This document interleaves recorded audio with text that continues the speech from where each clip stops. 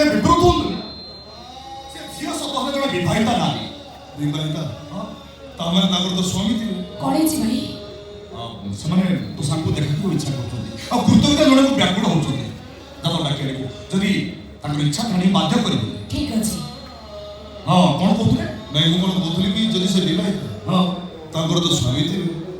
ତାଙ୍କ ସ୍ୱାମୀ ତାଙ୍କୁ ଏମିତି କାମ କରିବା ପାଇଁ ଅନୁମତି ଦେବେ କେମିତି ଡକ୍ଟର ପାରିବାରିକ ସମସ୍ୟା ଥିଲେ ହୁଏତ ଅର୍ଥ ପାଇଁ ସେ ଆଖି ଦେଇ ପାରନ୍ତି କିନ୍ତୁ ବିନା ଅର୍ଥରେ ମୁଁ କିଛି ବୁଝିପାରୁନ ମୁଣ୍ଡରେ ଯିବ ତାଙ୍କର ବୁଝିବାକୁ ଚେଷ୍ଟା କରୁନଥିଲେ ମାତ୍ର ସୋନମର କହିବା କଥା ସେ ବିବାହିତ ସବୁ ତାଙ୍କର ପିଲାପିଲି ନାହାନ୍ତି ସେ ସ୍ୱାମୀ ପରିତ୍ୟାଗ ଭାଇ ସେ ଦେଖା କରିବାକୁ ରାଜି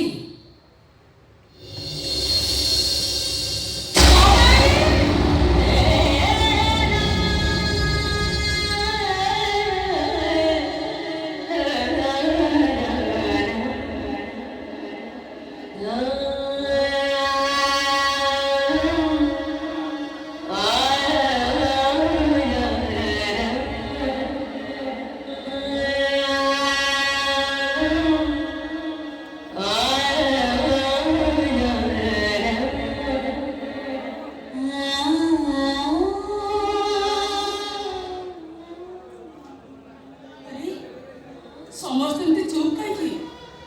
କେହି ସିନା କ'ଣ କହିଲେ ମୁଁ ଜାଣିବି ଆପଣମାନଙ୍କୁ ଭରସା ରଖନ୍ତୁ ମୁଁ ସିନା କିଛି ଦେଖିପାରୁନି ହେଲେ ଆପଣମାନଙ୍କ କଣ୍ଠସ୍ୱର ଶୁଣି ମୁଁ ଆପଣମାନଙ୍କୁ ଠିକ୍ ଚିହ୍ନିପାରିବି ଆପଣମାନେ ଯେମିତି ମୋର ପରିଚିତ ମୁଁ ବି ସେମିତି ଆପଣମାନଙ୍କର ପରିଚିତ ଏ କାବେରୀ ଆରେ କି ଭାଗ୍ୟ ମୋର ଏ ଅନ୍ଧଟାକୁ ଆପଣ ଚିହ୍ନି ପାରିଲେ ଆରେ କାହିଁକି କାହିଁକି ତମେ ତମର ସର୍ବନାଶ କରିପାରିଲ ମୋର ଏ ସର୍ବନାଶ ପାଇଁ ପରୋକ୍ଷରେ ଆପଣ କ'ଣ ଦାୟୀ ନୁହନ୍ତି ଚୁପ୍ କର ତମେ ରାଗନ୍ତୁନି ସୁମିତ ବାବୁ ସୀତାଙ୍କ ପରି ଅଗ୍ନି ପରୀକ୍ଷା ଦେଇ ମୁଁ ଆପଣଙ୍କର ଆଉ ଥରେ ନିଜର ହେବାକୁ ଇଚ୍ଛା କରେନି ମୁଁ ଏସବୁ ସହିପାରିବିନି ମୁଁ କେମିତି ସହିଥାନ୍ତି ମୋ ଈଶ୍ୱରଙ୍କୁ ଅନ୍ଧ ଭାବରେ ଦେଖି ତାପରେ ତମେ ମୋତେ ପ୍ରତିଶୋଧ ନେଇଛ ନାଇଁ ସୁମିତ ବାବୁ ପ୍ରତିଶୋଧ ନୁହେଁ ସାମାନ୍ୟ ପ୍ରତିବଦଳ କରିଛି ଯାହା ଏଇଟା ନିହାତି ଅନ୍ୟାୟ ଆପଣଙ୍କ ମୋ ପ୍ରତି ଅନ୍ୟାୟ କରିନାହାନ୍ତି